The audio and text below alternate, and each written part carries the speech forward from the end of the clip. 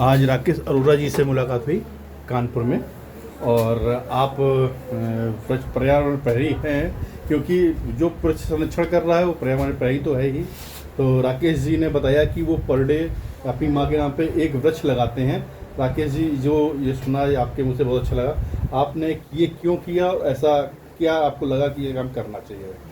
जिन दिनों लॉकडाउन लगा था उन दिनों हमारे यहाँ स्वर्ग आश्रम है, वहाँ पर लकड़ी कम पड़ गई थी, तो जो भी मेरे पास पूंजी थी उस पैसे से हमने वहाँ लकड़ी खरीद के रख दी। और देखा डेड बॉडी लाने के लिए बड़ी दिक्कत हो रही थी लोगों को। फिर हम 4 पहिए की एक ठेली लाए और हमारे 10-12 दोस्त इकट्ठे हो गए। हम लोग घर से डेड बॉडी लाते थे, हमने अपनी गोद में ले के चिता पे रखा। लेकिन हमारे साथ तो कोई अनहोनी नहीं हुई, मेरे साथ उस प्रभु की कृपा चल रही थी, लोगों की ब्लेसिंग्स चल रही थी। इसके बाद फिर मुझे लगा इतने पेड़ कट जाएंगे, तो उसी समय के सिलेंडर के लिए लोग मारे घूम रहे थे। फिर मेरे दिमाग में आया कि पेड़ लगाएं, तो उस समय कोटेशन मैंने लिखा था, वो मार्केट में बड़ा लॉन्च हुआ, सांसें हो रही हैं कम, आओ पेड़ लगाएं हम।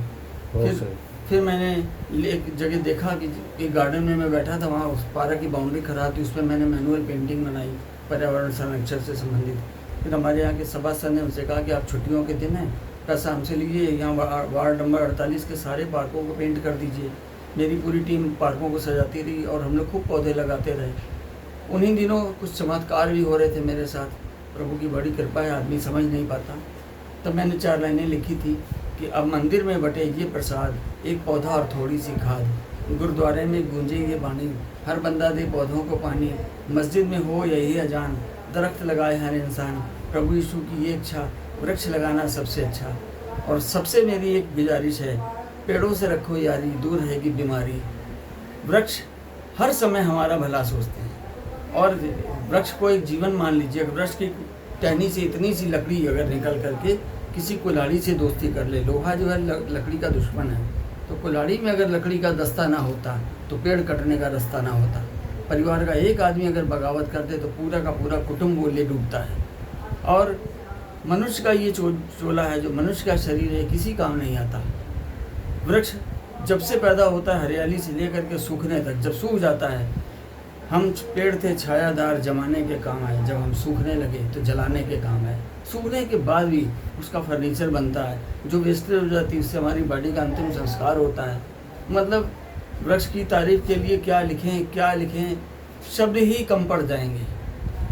और देखिए, एक टहनी से एक फल लगा होता है, उसको आदमी सूंघता नहीं है, टेस्ट नहीं करता, उसको पवित्र मानता और उसको ग्रहण कर लेता है।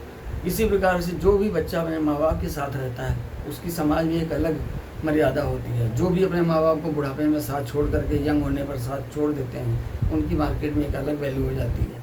प्रकृति ने अपने एक मूक भाषा से हमको सब कुछ सिखाया। आंधियाँ आती हैं, आंधी आती, पेड़ का तना जो है उसको आप पिता रूप मानिए, सारी आंधियों पे वो अपनी शाखाओं को झुका लेता है, आंधी निकल जाती है, फिर पेड़ का तना खड़ा हो जाता है। जिस टहनी से जितनी पत्तियां निकलती समझ होती संतान की उत्पत्ति होती है, उस टहनी को माँ मान लीजिए, कितने कष्ट सह करके वो फलों को जन्म देती है। मैं तो बहुत गहराई तक जा चुका हूँ। आपने एक बुक भी लिख रहे हैं जी, तो उसके बारे में थोड़ा सा बताएंगे। मैं एक अभी तो बुक इसलिए लिख रहा हूँ, इसी किताब के ऊपर एक मेरी इच्छा है पर्यावरण पर पिक्चर बनाने की। मैंने योगी जी को पोर्टल पर डाला भी हुआ है, और मेरे साथ बहुत सारे सहयोगी पर्यावरण में जुड़े हैं, जो लोग गौ सेवा से लगे हैं, पेड़ पौधों से लगे हैं, पार्कों में सेवा करते हैं, और भी जितने बेचारे जीव जंतु सड़कों पर मारे घूम रहे हैं, उनकी सेवा में लगे होते हैं। एक मूवी बनाने की बड़ी इच्छा है, वृक्ष की आत्मकथा, और बड़ी जल्दी इसको वृक्ष की आत्मकथा। हाँ, बहुत सा छोटा सा पौधा एक अंकुरित हुआ, एक बीज हुआ, उसको लोग पैर से कुचलते हुए निकल गए, थोड़ा सा बड़ा हुआ तो जानवर आया, उसने अपने दांतों से चबा लिया, फिर भी वो उसको धरती माँ ने पीछे माँ ने उसको सपोर्ट दिया, फिर वो बड़ा हुआ, फिर उसको माली ने वहाँ से निकाला, किसी पार्क में लगा दिया, फिर उसको सींचने के लिए पानी का इंतजाम होने लगा, प्रकृति की उस पर कृपा हुई, वो बड़ा होता गया और बड़ा होता गया। अंत में उसमें जब फल आ गए, जैसे ही फल आ गए तो लोगों ने पत्थर मारने शुरू कर दिए। इसके कई रूप हैं, इस सेंटेंस के कई अर्थ हैं। जैसे ही हम संपन्न होते हैं या हम आगे बढ़ते हैं, हमारे ऊपर पत्थर पड़ने शुरू हो जाते हैं। कई अर्थ हैं इसके। और फिर अंत में वो अपने मीठे फल देने के लिए झुक जाती है वो टहनी, ये लीजिए आप, मैंने जो तपस्या करके बनाया है, ये आप खाइए। सर, हम लोगों ने जो अपनी संस्था कंपनी बनी है उसमें एक अर्थ केयर फैमिली का हम लोग बना रहे हैं जी। कि अर्थ केयर फैमिली मीन्स पृथ्वी की देखभाल करने वाला परिवार।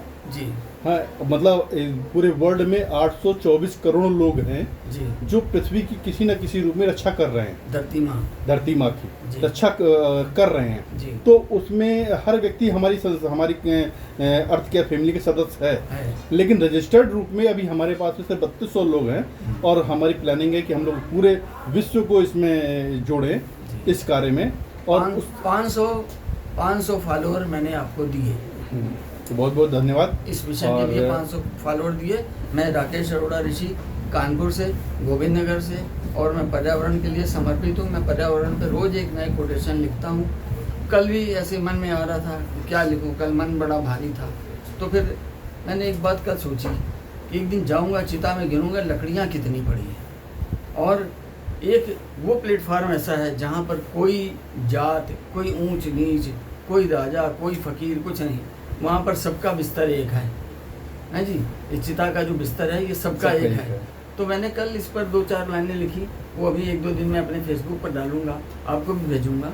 और आप सबसे जो लोग मेरी ये वीडियो देखें सुने, वो आज इस बात पर बड़ा गहन विचार करें कि हम कितने एक तरीके से वृक्षों को बचा सकते हैं, संजो सकते हैं। जन्मदिन होता है, 500 रुपये का केक आ जाता है, अरे 20 रुपये के 2 पौधे ला करके लगा दीजिए, देखिए आप नज़ारा। भगवान कृष्ण ने संदीपन गुरु से कदम वृक्ष के नीचे उज्जैन में शिक्षा पाई थी, 64 दिन, 64 कला के मालिक हुए।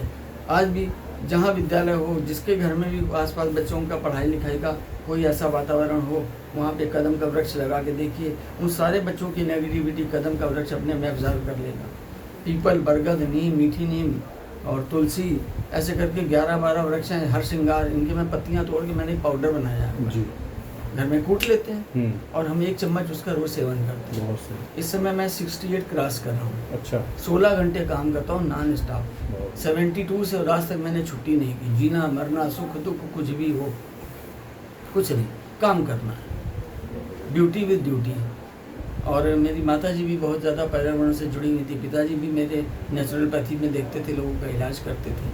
और मुझको अपने जैसे बहुत सारे लोग मिलते भी चले जा रहे हैं, ये भी उसकी मर्जी है जी। और अभी ये तो बात सही है, यदि हम अच्छी नीयत रखेंगे तो अच्छी नीयत वाले लोगों से ऊपर वाला मिलवाता है। अभी भगत सिंह पर एक मूवी बन रही है, उसमें छोटा सा आपको शार्ट सुना दो, बहुत छोटा सा।